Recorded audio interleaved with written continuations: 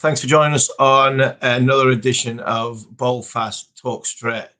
It's the morning after the night before when Joss Butler was absolutely brilliant. Don't forget to like, subscribe, leave a review. We'll answer your questions later in the show.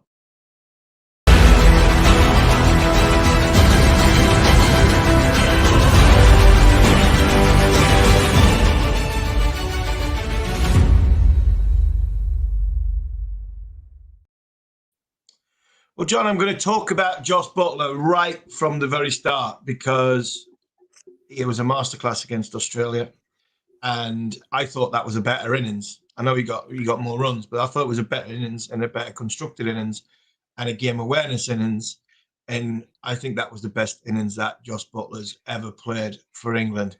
What's your thoughts now? You've had a few hours to digest the brilliance of Joss. Well, yeah, I agree. I mean, I think if you were to look at his innings across all formats for England, I know he's hit some incredible numbers. He's hit, he's blazed the boundaries. He's hit a Test century. But for me, that's up there, that innings, because there was three parts to that innings, each one equally important. Well, actually, no, the last two were equally important. He got off to a decent start with Jason Roy. And then when England lost those three quick wickets, and Owen Morgan was at the other end, Butler knew he had to change his game. And he backed himself in a way that we've seen Chris Gale do for 10, 15 years. He knew he could catch up again. The important thing was that he wasn't out. He could not expose two ends. And whilst, was it Tikshana and Hasaranga were bowling, yeah, it was really tough conditions. But he didn't panic. He trusted his technique, trusted he could get through a tricky point. And most importantly, he gave his captain confidence to go on and find his own form. And then when he'd seen off those middle order bowlers who were really nagging away, bowling very straight, firing it in, not giving anything to hit on either side, really. Both batsmen having to play straight. He launched one of the most brutal assaults on any bowling attack I've seen in 2020 cricket. And the end of the day, when you add the kind of gloss to the fact he hit a six, final ball of the innings to reach a century, then he took effected two amazing run-outs behind the stumps. Wow. What an absolutely incredible innings from Butler. And as you say, a better one than Australia because the pressure was on. And the pressure was on pretty much from ball one to the last ball because England were batting first. And then, as I say, they lost wickets early. So unlike in Australia where England were going to win that game if he was out or not, and they'd won it after about 3 overs of Butler and Roy, this one needed... It was almost a captain's knock, actually, from a guy that I think we're all expecting to be the England captain when Owen Morgan decides to walk away from the side. Yeah, and I think his clarity of thought of understanding the situation in 2020 cricket makes it harder and more baffling to understand that he hasn't hit the heights that he would hit. I totally agree. I mean, the thing is, I was asked that question on TalkSport last night by Michael Calvin, I think it was, or Sean Custis from The Sun. Hang on, couldn't he open for England? It's that old question again, isn't it? And you go through the reasons why not, but in the back of your mind, you're just thinking, well, he probably could in another way. I know he can't. I know he can't. But on the other hand, with it, John, looking ahead, and quickly going off, we'll come back to this game, but looking ahead because we're talking about Joss. Going to Australia, performing on them wickets, batting at number 7. Yeah. He could actually do what he's doing now, carrying on, because Australia, the ball doesn't move. In England, just to put some meat on the bones, in England, in a Duke ball, Joss Butler coming in at number 6, number 7, taking the ball. Joss Butler's these brilliance because he opens offside up lovely, plays great shots through the offside with ease and at will when he's in playing 2020 in the power play, because there's no men on the boundary and there's no slips in play, and it's very difficult to do that in Test match cricket when the ball's swinging away from you. You've got 3 slips, a gully, short leg, there's a bouncer going over your head. All these things that are coming, and now with modern technology and the way where you can see every delivery that everybody's faced now, and you can pick plot weaknesses where the ball coming back into off stump in test matches is a good ball to get Joss out. It's actually not a good ball against him in one-day cricket. But when we go to Australia, it is a different game. The Kookaburra ball doesn't swing nowhere near as much as what the Duke does. So the only time you'll get that is if he goes in when the second new ball's in. And if he gets a passage of play of 20 overs before the second new ball, where he gets in and gets started and get going, then that second new ball could travel if he's in. So you're doing it in this form could be a good thing for England at just the game being taken away. And when I'll go back, I've been doing a cricket collective this morning and talking to the Afghanistan consultant at the minute, Andy Flower. I won the Ashes with Andy Flower when he was a coach, an excellent coach. He went to that team. He went with a team in 10 and 11 who had a player at number 7, our good friend Matt Pryor, who took the game away from Australia when bowlers were tired because the ball didn't move around a bit. And just going to Australia at this time with this form under his belt, hopefully as world T20 champion and probably man of the series of England win, then he might be able to go and play in that way because the environment, the ball will not be doing as much, and it could work to his favour. I tell you what, though, it's so much about technique, about ticker, but it's also about mindset. And we've toured with Matt Pryor, and I remember him saying one thing that really interested me. I mean, he said a lot of things interested me, but he said that essentially when he went out to play Test cricket, he backed himself to last 100 balls. That was how he saw himself. You know, he was fantastic batsman, wicketkeeper for England, or wicketkeeper batsman, but essentially he was never going to be an opener. He was never a number 3, 4, 5. Could have been a 6 maybe, but essentially he backed himself to bat 100 balls, and he went out there with the mindset that he was going to last 100 balls and he was going to score as quickly as possible. And he very often came in with a Ian Bell century just before him, a Kevin Peterson century, and maybe an Alistair Cook one. Tired, demoralised, bowling attack. But I just wonder whether if Jos Buttler had a similar mindset, and we know that he struggled at times with his mindset in Test cricket, the bat handle, little message that he had for himself. His mindset in white ball cricket, I think, is much clearer. It's see ball, hit ball. And as you say, the ball isn't moving as much. There's no slips in place. There's no protection.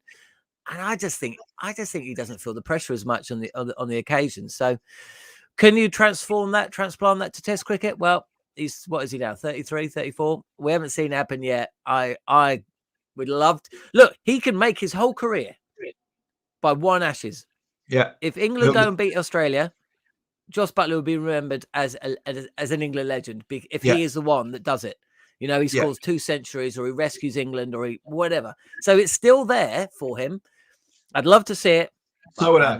I'm not sure. I'm not sure we will. And that's, he's not the only one, though, John. There's quite a few of them in that boat. And that's what makes this there are, but I can't quite see any of the other players having that kind of. I don't think they've got it in them. I think you can expect to see a decent return from Bairstow, a decent return from Burns, possibly a decent return from Hamid. But if you're talking about performance that is going to change a series with the bat, you're looking at Root. Stokes, possibly too much for him to come back into the side and do it. I know he's Superman and all that, but I'm not sure. It's Root or it is Buttler.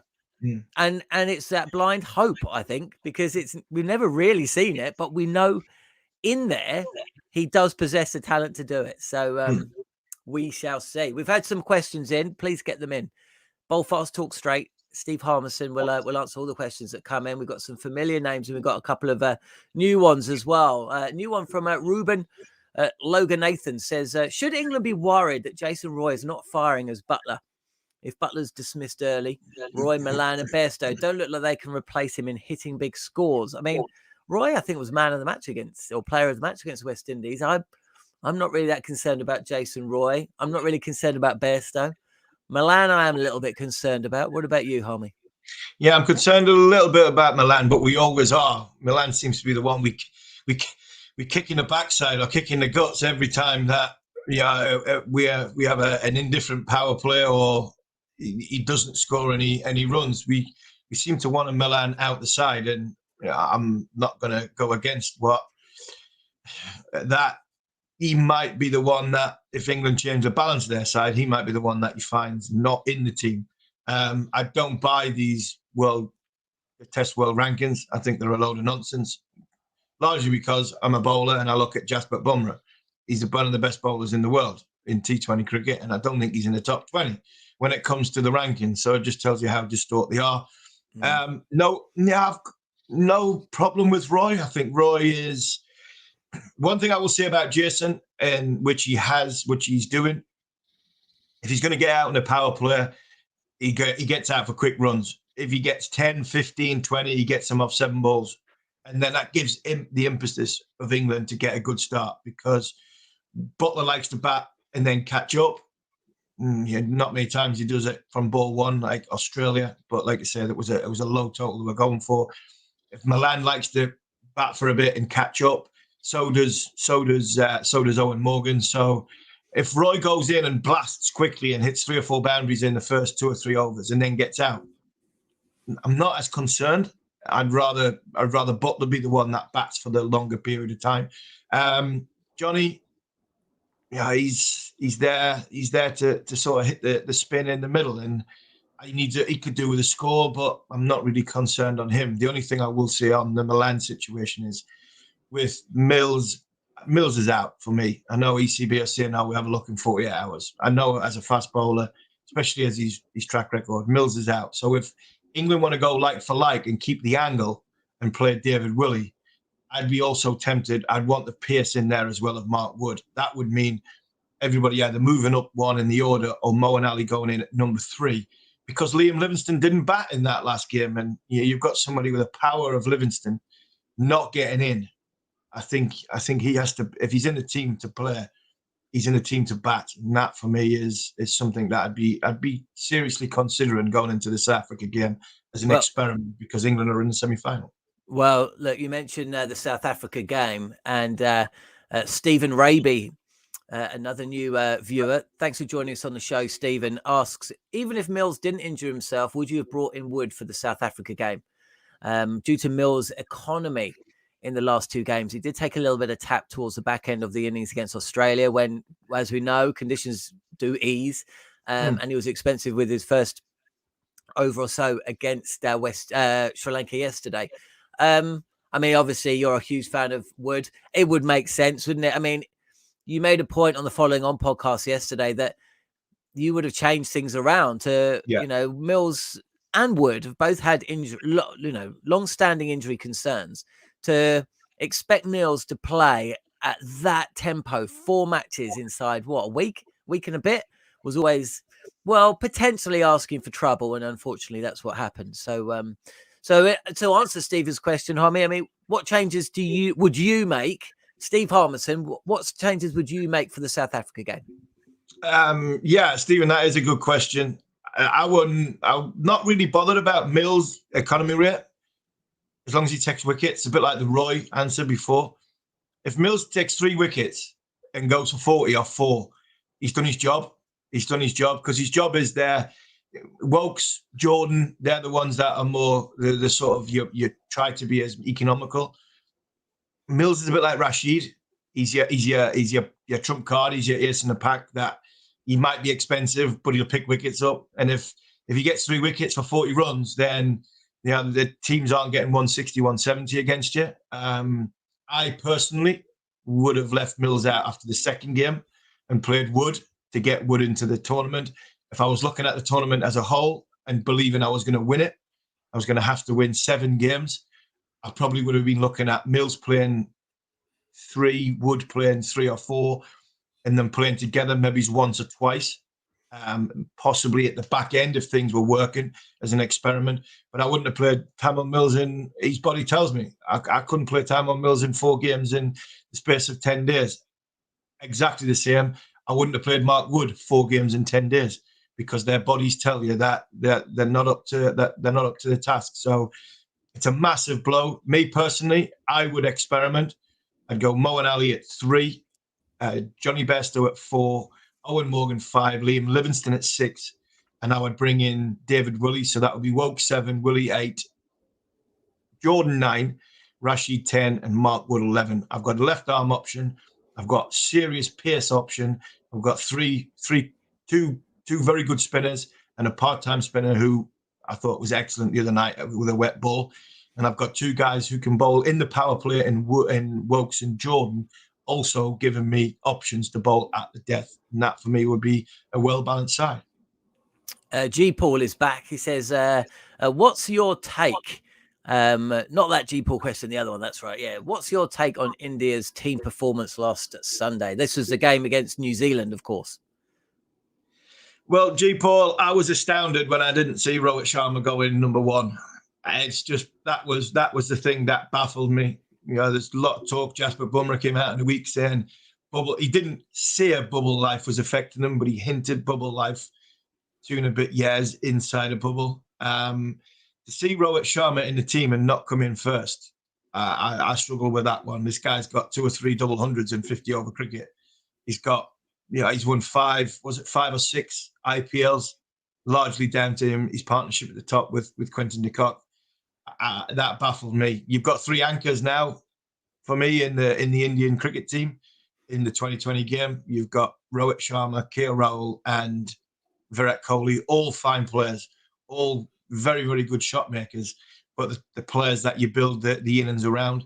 And I just thought, the ego of India and the time that they've had together, I just think is catching up with them. And looking at from a distance, I think it'll be a miracle for them to get in the semi-final.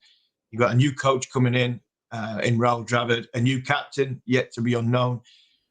They'll still sing the same song. The message will still be the same, but sometimes it's better to have a fresh singer. And I think that's what's going to happen with India going forward. Bubble life must be horrendous. And to be in it for 2 years, it's hard work. The only thing I can describe is during my time, the back end of my career, somebody like Graham Swan, if I had to spend 2 years every single day with Graham Swan, I'm not sure where my sanity would be. So I think a lot of people are probably sick of the sight of each other in that group, and a little time away might not be a bad thing for the India cricket team, and a little break will do them the world of good. Okay, we're going to start wrapping up the show here. Thanks so much for joining us on Bowlfast Talk Straight. If you've got one last question, get it in now. We'll get Harmy to answer it. Bit of news from Abu Dhabi: Bangladesh against South Africa. For the first time since 2006, Bangladesh will not be fielding Shakib Al Hassan in an ICC game or at an ICC event. South Africa winning the toss, and they will bowl fast on a pitch Temba Bavuma expects to give some assistance to the Quicks first up, which must be absolute music to the ears of Rabada and Norkia. But all of a sudden, Harmy, a win for South Africa today. And, we did speak at the start of the tournament about the chances with Neil Manthorpe about them creeping into the top 2. They'll still need results to go against them, and possibly a performance against England. We'll have to see. They do still have to play England on Saturday. But there's some really big games in Group 1, isn't there? There's this one, South Africa, Bangladesh. Australia versus West Indies is going to be absolutely massive. That's a straight knockout game. And Australia still have to play Bangladesh as well. We'll see them, how they face up against spin, which has always been a little bit of a problem for them. Yeah, there is some good games. There's some good games coming up. When I look at this group, I still think Australia go through. I think they beat the West Indies. But I still think Australia are beating themselves at the minute by picking a side which is not as balanced as what it was for the first 2 games. How good's Temba Bavuma been? From a leadership point of view, I've really enjoyed. Totally agree. Press on and off the field. Yeah, but even did you see that fielding position? I think it was Pretorius bowling, and he was bowling very full, and they stationed Rasivander Dusan essentially on the circle directly behind the umpire, standing behind the wicket, and he took a catch, and actually nearly took 2 catches there. He's got smarts, isn't he, Bavuma? Yeah, his leadership qualities have been very good. He's handling of the Quinton de Kock situation, I think, has made him just tick the box that if anybody had any questions about Bavouma's leadership, then there's nothing too much to be worried about. And on that front, so good on him. That was a tricky situation, and I thought he dealt with it brilliantly well. And Quentin de Kock's back in the fold. And sometimes when a little bit of adversity comes with a little bit of success. So they're going to need de Kock to stand up. It'll be a tough game against England, but if South Africa can win the toss, in Sharjah, it could be a team that bats first wins the game. So that's what South Africa will be hoping. I still think Australia will get through. Bangladesh they've lost their talisman in Shakib Al Hasan, who is a massive miss. And we are blessed in this country, in England, that we have got a fantastic team of cricketers. Well, can you imagine 3 or 4 years ago losing Ben Stokes? It would be the end of the world. So, that is a big blow for Bangladesh. But in this group, I still see Australia going through with England. One last question. Austin Dacuna has got in touch, and it's a 2-part question really. But the really interesting thing for me is his second question, where he says, "Do you think Pant should be the next T20 captain to start a new template of young players?" Now, we know that Rahul Dravid is almost certainly going to be taking over the India squad after Ravi Shastri. And also, by the way, I don't think that helps. Having Ravi Shastri about to go, Virat Kohli about to go, and MS Dhoni suddenly waltzing around. I'm not sure India know who's captain or coach. Either way, I mean, I can't think of a player more un-Rahul Dravid-like than Rishabh Pant. I'm not even sure Rishabh Pant should be in the T20 squad teams at the moment, actually. I think possibly Ishan Kishan should be behind the stumps. But anyway, Austin isn't asking for my opinion. He is asking for yours, Harmy. Do you think Rishabh Pant should be the next T20 captain of India? I wouldn't be adverse to that. I look at Rohit Sharma as Rohit Sharma at an age where is it time to look at somebody younger, because you're looking to sort of build and develop some of them great young players in that India. You just got to look at the squad that went to Sri Lanka with Rahul Dravid when India came over to England to play that white ball section of the tournament, the white ball section of the Sri Lankan leg. And there's some fantastic young players went over there. And I think that's the team that's a group that you look to build on, with drip feeding in the likes of Pant and a couple of others. So look, sometimes opposites do attract when it comes to your captain and your coach. You might need somebody that bounces off the walls alongside somebody that just calms down and brings them level and grounded. Rishabh Pant might need a Rahul Dravid help, where I look at that India side and it's been, it's been Sourav Ganguly running the show with coaches from left field, from overseas. You've had MS Dhoni running the show with the likes of Duncan Fletcher and Gary Kirsten and a few others from the left field. You have Virat Kohli running the show with Ravi Shastri in the background. Maybe India need, because across of all formats, maybe you need more of a stronger coach to help run the show, and a captain to go out on the field. The one thing I will say about Rishabh Pant, I don't think he's as daft as the way he makes him out to be on the field. All this bravado and diving around and having a giggle, and the way he plays, I think there's a smart cricket brain in there. They can see during the summer, watching him during the summer closely from actually inside the ground. You can see him, moving fielders, walking over to the captain, and you'd read between the lines on him trying to help make a decision. I think he's actually smarter than he gives off as Rishabh Pant. He showed that for Delhi Daredevils in leading them.